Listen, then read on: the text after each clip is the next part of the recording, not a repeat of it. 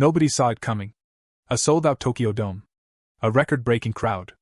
And two Japanese warriors about to collide in what might be the most anticipated boxing match of this generation.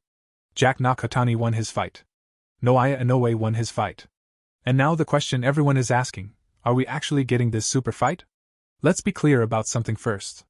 Nobody in boxing is unbeatable. Not ever. But right now, watching Noaya Inoue operate is like watching a different species. This is what pound-for-pound greatness actually looks like.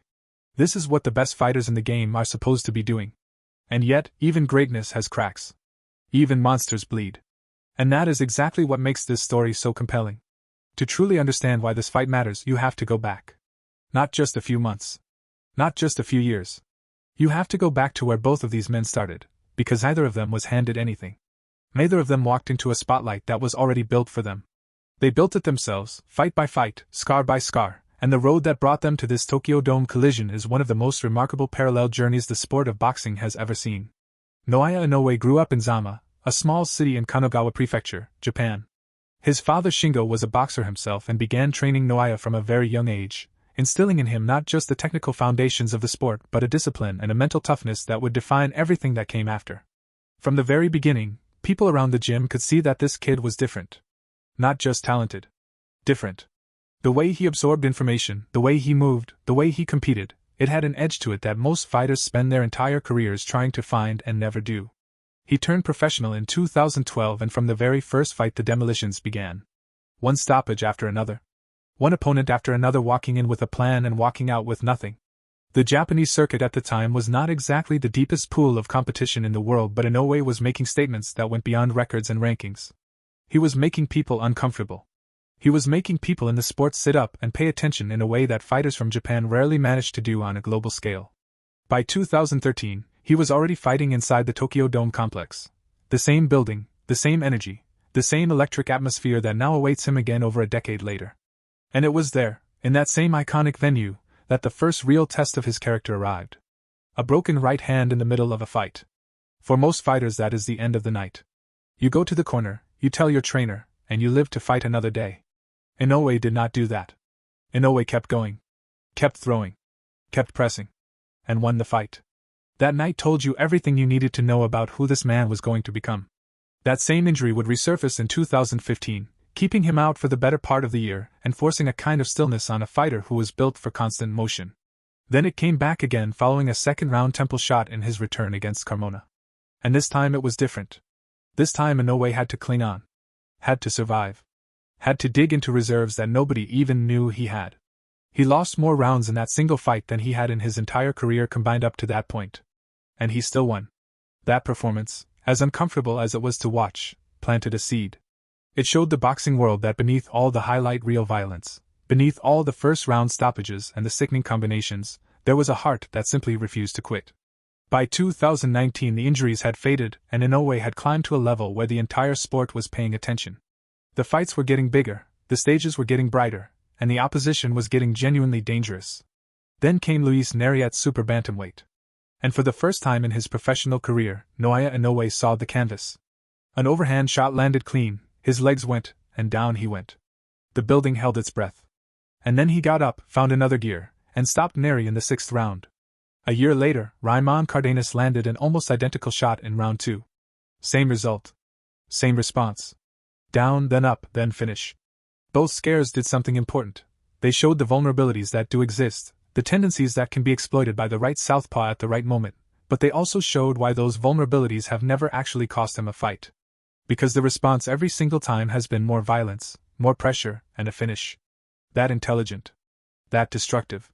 That resilient. It is genuinely hard to look past that man. Now let's talk about Junto Nakatani. Because to some of you watching right now, it might feel like this LA-based southpaw has just appeared out of nowhere. Like the universe suddenly produced a credible challenger for the monster and dropped him into our laps fully formed. But that is not what happened. Those hardcores who were paying attention to Japanese boxing years before it became fashionable to do so, they saw this one coming a long time ago. The buzz inside the same Karukan Hall venue where Nakatani was fighting early in his career was frighteningly similar to what surrounded a young Inoue. The same electricity. The same sense that something special was being built in front of a small crowd that had no idea they were watching history.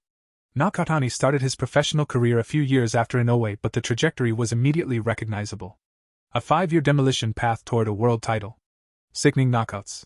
Blistering urgency in the early rounds. But more importantly, he was winning wars of attrition. He was refusing to let people off the hook. He was overcoming his own lapses in concentration, those moments where lesser fighters drift, and he was dragging opponents back into the fire even when they thought they had found a way to survive. His style is built on the southpaw left hand, a weapon that is simultaneously his greatest asset and the most studied thing about him going into this fight. The straight left. The left hook upstairs. The left hook downstairs. The left uppercut that comes out of nowhere at mid-range. Every single one of those variations is dangerous. Every single one of them has finished professional fighters. And when you combine that with his size, 3 inches of height advantage over Inoue, an inch of reach, a frame that his longtime trainer Rudy Hernandez believes can eventually compete 2 full divisions higher, you start to understand why he was always going to end up here, in the biggest fight Japanese boxing has ever produced. After winning a world title in 2020, the momentum only continued. He broadened his horizons with 2 performances in the United States that made the kind of impression you cannot manufacture. He broke Angel Acosta's nose, forcing the referee to wave it off due to excessive bleeding. He put Andrew Maloney completely to sleep with as devastating a left hand as you will see anywhere in the sport at any weight class. Listen to that punch land. Watch it in real time. That is not a lucky shot. That is a man who has been perfecting that weapon for his entire career finally getting the platform to show the world what he has been building. And then came the move up to bantamweight, where the questions about his power at the higher weight class were answered immediately and emphatically. 5 fights. 5 stoppages. Every single finish via the left hand. Upstairs, downstairs, straight through the guard, it did not matter. The left hand was finding a way. Nakatani had him hurt and had him down in round 3. Oh, that body shot. Oh, that big shot upstairs. And here comes Junto again. The variety, the timing, the absolute conviction with which he throws that left hand makes him genuinely dangerous to anyone on the planet at 122 pounds. But then came December. And December complicated everything in the most interesting way possible. 2 Mexican fighters traveled to Japan with absolutely nothing to lose and nearly everything to gain. And while either of them pulled off the upset, both of them showed the boxing world something important.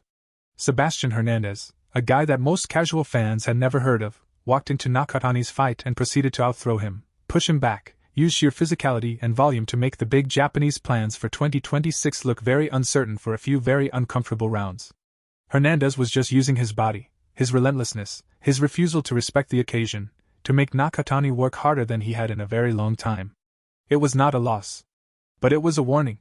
And anyone who watched that fight and then looked ahead to Inoue on the horizon would have felt a chill, because Inoue does everything Hernandez does and then layers on top of it a level of skill, variety, and finishing ability that is simply incomparable. On the same card, Alan Picasso refused to go quietly against Inoue. Showed an extraordinary chin. Showed relentless pressure of his own. Made Inoue work for extended periods in ways that the highlight reel merchants were not entirely comfortable with. And yet Inoue won in a landslide.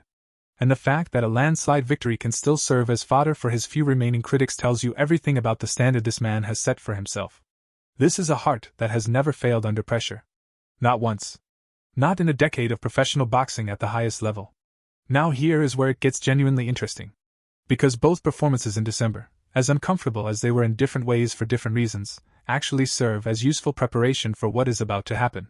Nakatani going through a war with Hernandez, being pushed back, being made to dig deep, being forced to find answers in real time, that is going to matter. That is going to be inside him when Inoue starts walking him down in round 4 or 5 or 6. A clean blowout win over a journeyman would not have given him that. The struggle gave him something. Whether it is enough is a different question entirely. And for Inoue, being extended, being made to work, being reminded that the sport can still challenge him, that sharpens something too. The greatest fighters in history did not get great by having easy nights. They got great by being tested and responding. And Inoue has been responding correctly for over a decade. So let us talk about the matchup itself. Because this is where things get genuinely complex and genuinely exciting in equal measure. Inoue enters as a -400 betting favorite, and that number is defensible. His pressure is relentless, and it never stops. His combinations are varied in a way that makes anticipating them almost impossible. He can outbox the stylists, outweak the thinkers, and out-tough the brawlers. He has answers for everything. He is comfortable on the inside, comfortable at mid-range, comfortable backing up, comfortable walking forward. His ring IQ operates at a level that makes even intelligent game plans fall apart in real time because he adapts faster than most fighters can think. The physical advantages that Nakatani brings, the height, the reach, the youth, the size, are real. They are documented. They are measurable.